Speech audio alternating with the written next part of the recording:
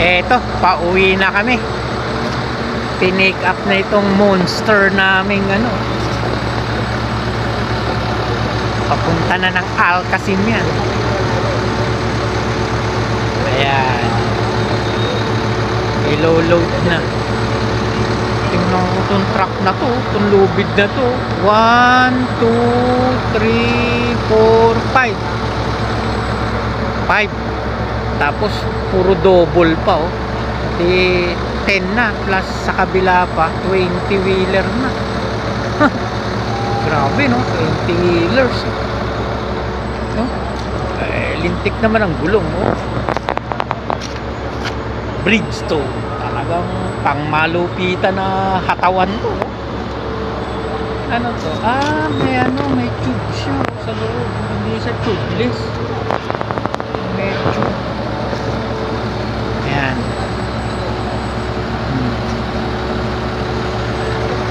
Ayos oh. Laki niyan. Ilang tonelada yung bigat niya no. Laki oh. Ikot natin. Uwian na eh. Ayan oh. Laki oh.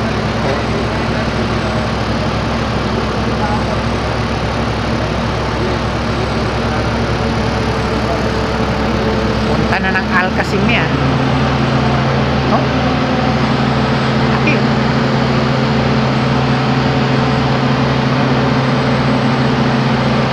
Parang monster eh. Saglit lang siguro umuka ng humuka yan. Pag umikot yan, nantulin eh. Bago pa kasi itong naarkila nilang ano eh, low bed truck eh. Kaya sinapinan pa yung ano, ayaw magasgasan. Yun.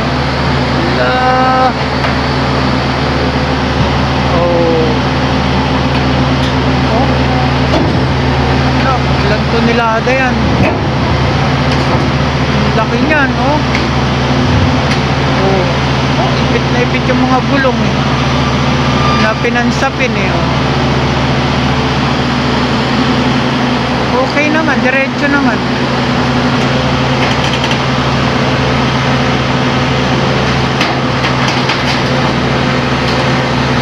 Bigat yun oh.